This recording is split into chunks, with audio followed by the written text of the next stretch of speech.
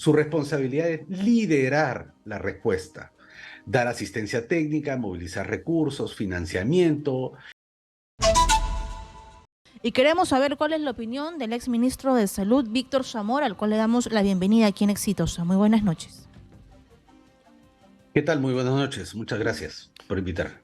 ¿Por qué cree usted que no se cumplió con este anuncio de la ministra Gutiérrez de que en 15 días ya eso está bajo control y ya estamos en descenso?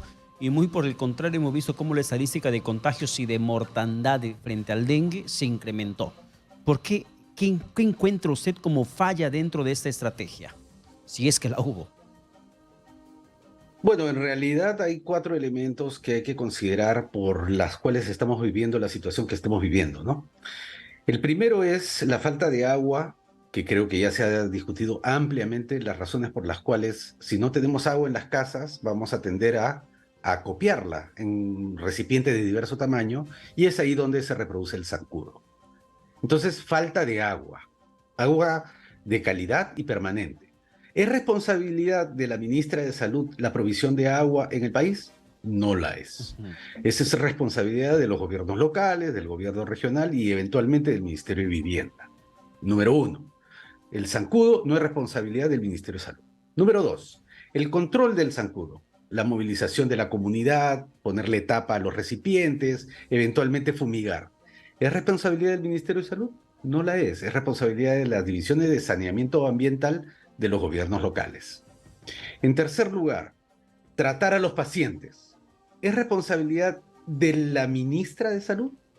En los gobiernos regionales no la es. Después de la regionalización, después de la descentralización, la responsabilidad de los establecimientos de salud, por ejemplo en Piura, San Martín, Ucayali, Madre de Dios, Tacna, Callao, es responsabilidad directa de los gobernadores regionales.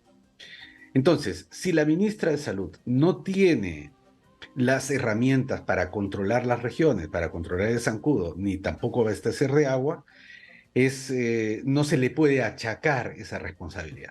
Su responsabilidad es liderar la respuesta, dar asistencia técnica, movilizar recursos, financiamiento, movilizar incluso personal de distintas partes del país para poder apoyar los esfuerzos locales.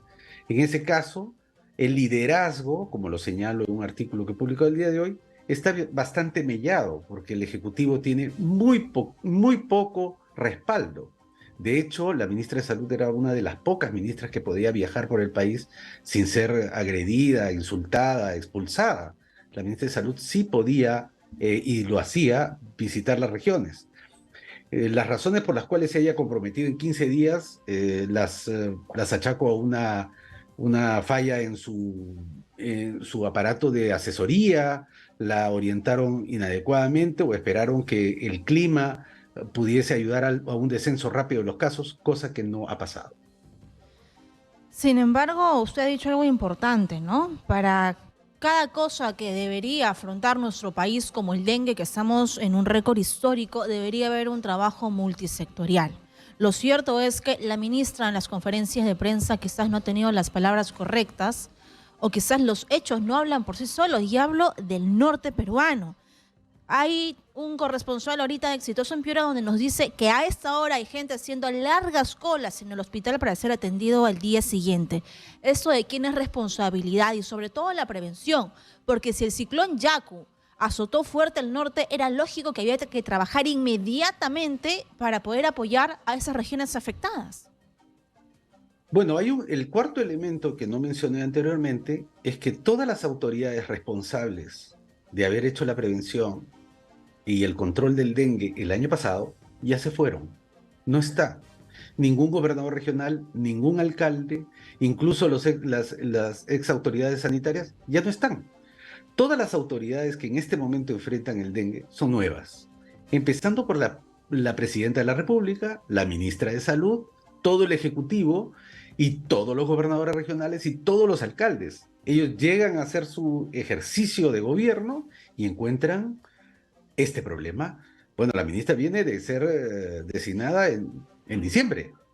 Entonces, las posibilidades de reaccionar frente a un evento que está en crecimiento han sido, realmente ha sorprendido a las nuevas autoridades. Eso no significa que ellos no tuviesen a la mano expertos y expertas nacionales de otras regiones que los pudieran asesorar en cómo enfrentar una situación tan grave como la que estamos viviendo. Incluso en Lima, la cantidad de casos en Lima supera los 10.000 en este momento. Nunca antes en Lima había habido tantos casos como los que existen el día de hoy. 20 regiones afectadas y las más golpeadas con un altísimo nivel de mortalidad. Los servicios de salud, vuelvo a decirlo, durante la pandemia, después de la pandemia, antes de la pandemia y el día de hoy, durante la epidemia del dengue y posteriormente, los servicios de salud, por ejemplo, de Piura, son responsabilidad del gobierno regional de Piura. Y ellos tienen que hacer todos los esfuerzos por mejorar la respuesta que se está dando en esa. Por supuesto que el Ministerio de Salud no lo debe dejar abandonados. Debe movilizar los recursos para apoyar los esfuerzos de Piura. Entendemos que entendemos que hay responsabilidad en los gobiernos regionales y eso siempre venimos acotando aquí en la programación, que no se puede directamente echar toda la culpa al Ministerio de Salud como ente rector nacional, porque también los gobiernos regionales saben el escenario que se viene en cada temporada de inicio de año con las lluvias entre febrero, marzo, abril. Saben lo que significa el manejo epidemiológico frente al tema del dengue, pero también la rectoría del MINSA tiene mucho que jugar.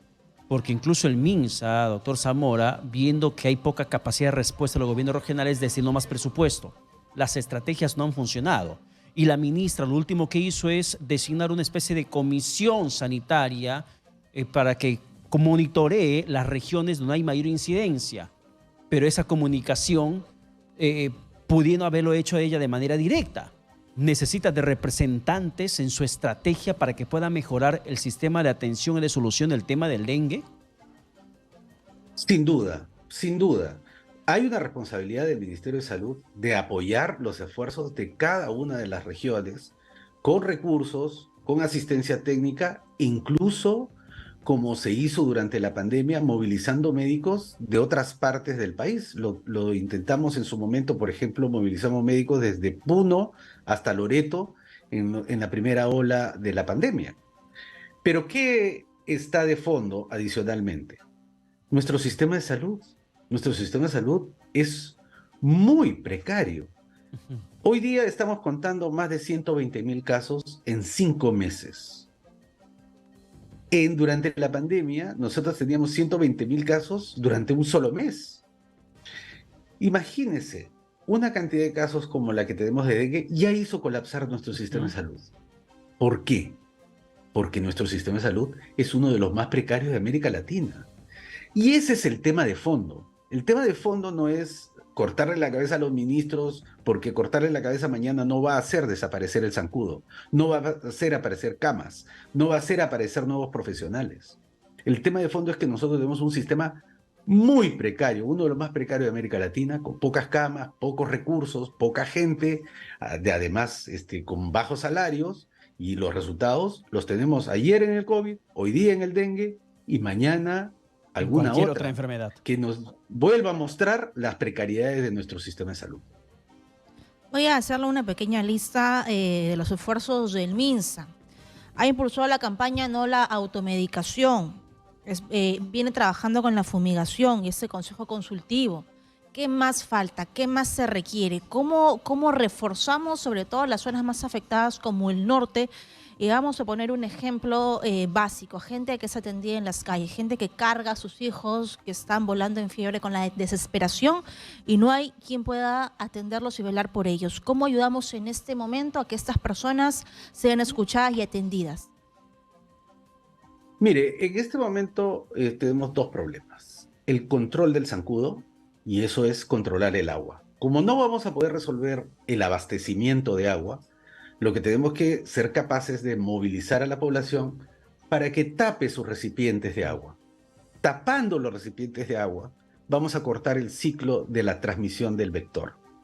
Tapándolos, no necesariamente fumigándolos, tapándolos. Pero eso significa movilizar a la población. Para eso se requiere liderazgo. Lamentablemente, otro factor que juega en contra nuestra es la ausencia de liderazgo. El Ejecutivo tiene una un rechazo altísimo del 90%, el Congreso tiene un rechazo del 95%, los gobernadores regionales y municipales prácticamente no pueden ejercer su liderazgo. Pero bueno, hay que tapar los recipientes y combatir al zancudo con todos los mecanismos. La fumigación no es la más efectiva, tapar es lo más efectivo.